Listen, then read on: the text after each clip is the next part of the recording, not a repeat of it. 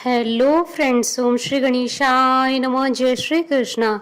आप सभी का स्वागत है आपके अपने यूट्यूब चैनल पर। फ्रेंड्स, आज हम आपको इस वीडियो में बताने जा रहे हैं आषाढ़ मास की शुक्ल पक्ष की देवशयनी एकादशी की पौराणिक व्रत कथा, पूजा विधि, शुभ मुहूर्त, महत्व, नियम और देवशयनी एकादशी पर सुख समृद्धि, धन धान्य की वृद्धि के लिए किए जाने वाले उपायों के बारे में। फ्रेंड्स, वीडियो शुरू करने से पहले आपसे रिक्वेस्ट है, अगर आप हमारे चैनल पर नए हैं और आपने अभी तक चैनल को सब्सक्राइब नहीं किया है तो प्लीज़ सब्सक्राइब कीजिएगा चैनल को, साथ ही प्रेस कीजिएगा बेल आइकन को, जिससे नए वीडियो से रिलेटेड नोटिफिकेशन आपको तुरंत प्राप्त हो सके। और वीडियो पसंद आने पर वीडियो को लाइक और शेयर जरूर कीजिएगा ताकि सभी भक्तों को इस वीडियो का लाभ प्राप्त हो सके।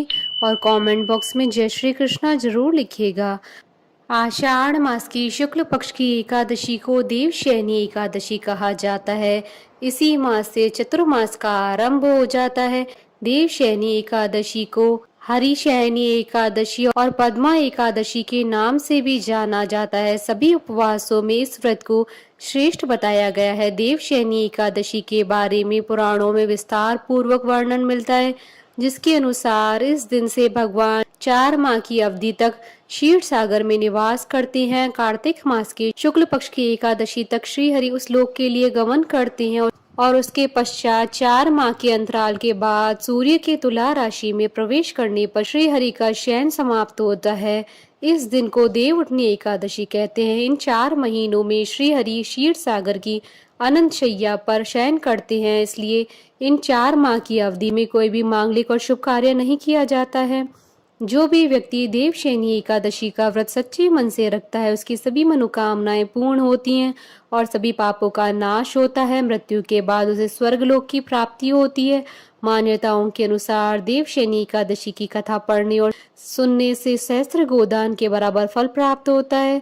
इस व्रत में भगवान श्री विष्णु और पीपल के वृक्ष के पूजन का विशेष महत्व शास्त्रों में बताया गया है। फ्रेंड्स, अब आइए जानते हैं देवशयनी एकादशी के शुभ मुहूर्त के बारे में। हिंदू पंचांग के अनुसार साल 2023 में देवशयनी एकादशी का व्रत 29 जून 2023 गुरुवार के दिन रखा जाएगा।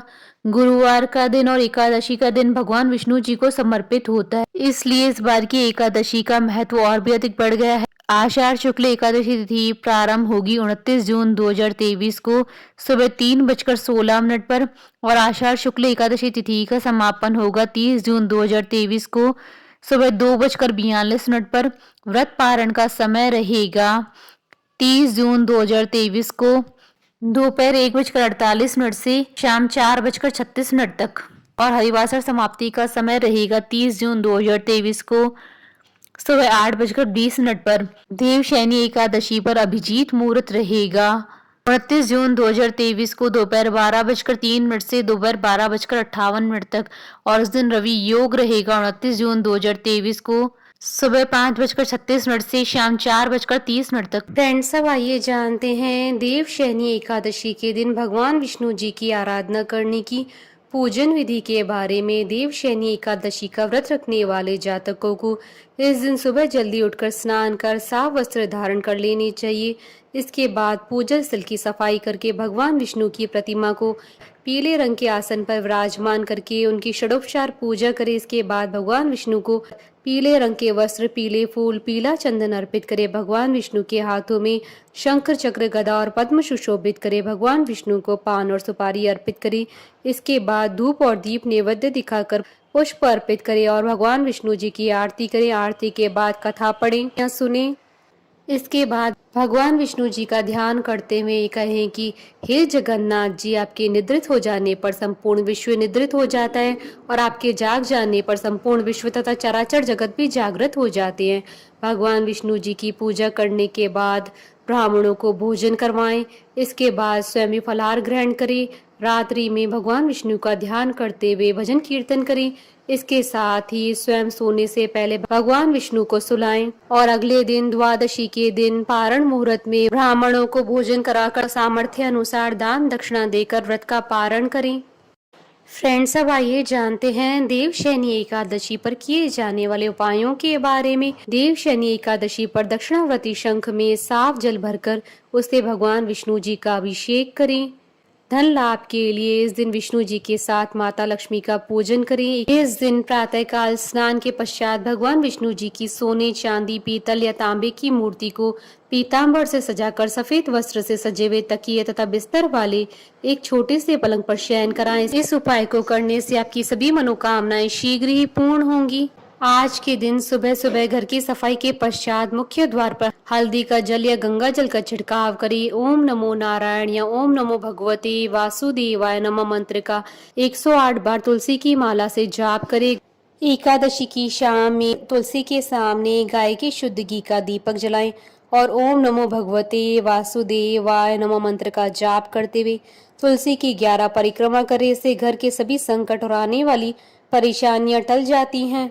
फ्रेंड्स, अब आइए जानते हैं देवशयनी एकादशी व्रत के नियमों के बारे में। इस एकादशी के दिन लहसुन, प्याज, मांस, मदिरा, बासी भोजन, चावल आदि का सेवन बिल्कुल भी न करें। इस अवसर पर देवशयनी एकादशी की पौराणिक कथा का श्रवण जरूर करें। फ्रेंड्स, अब आइए प्रारंभ करें देवशयनी एकादशी की व्रत कथा।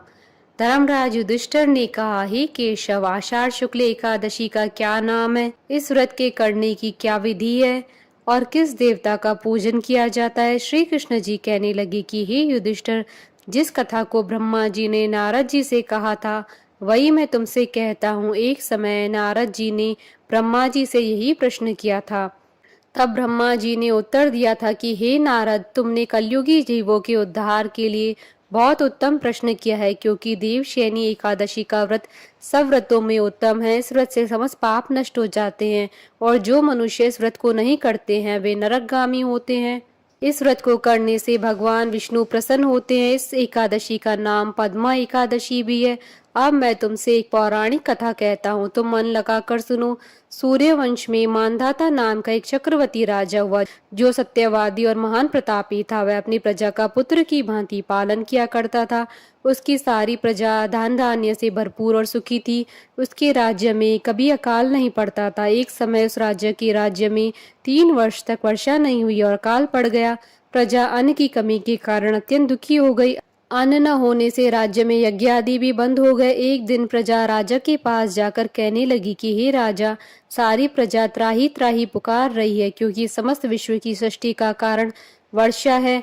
वर्षा के अभाव से अकाल पड़ गया है और अकाल से प्रजा मर रही है। इसलिए हे राजन, कोई ऐसा उपाय बताओ जिससे प्रजा का कष्ट दूर हो। राजा मानदाता कहने लगे कि आप लोग ठीक कह रहे हैं। वर्षा से ही अन्न उत्पन्न होता है और आप लोग वर्षा न होने से अत्यंत दुखी हो गए हैं।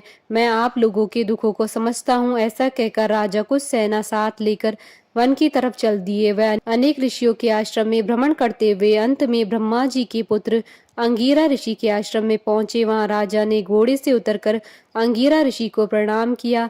मुनि ने राजा को आशीर्वाद देकर कुशल क्षेम के पश्चात उनसे आश्रम में आने का कारण पूछा। राजा ने हाथ जोड़कर विनीत भाव से कहा कि हे भगवान, सब प्रकार से धर्म पालन करने पर भी मेरे राज्य में अकाल पड़ गया है। इससे प्रजा अत्यंत दुखी है।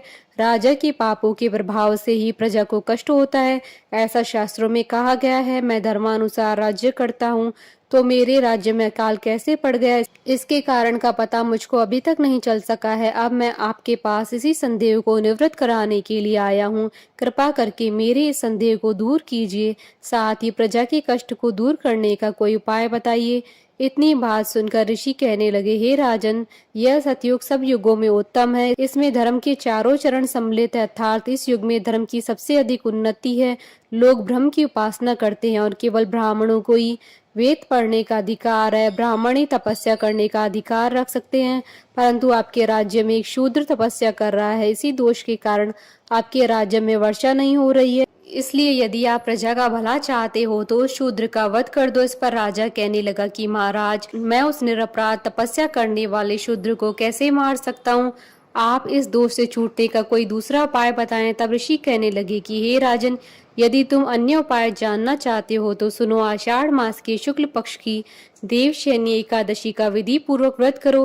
व्रत के प्रभाव से तुम्हारे राज्य में वर्षा होगी और प्रजा सुख प्राप्त करेगी, क्योंकि इस एकादशी का व्रत सब सिद्धियों को देने वाला है और समस्त उपद्रवों को नाश करने वाला है। इस एकादशी का व्रत तुम प्रजा, सेवक तथा मंत्रियों सहित करो।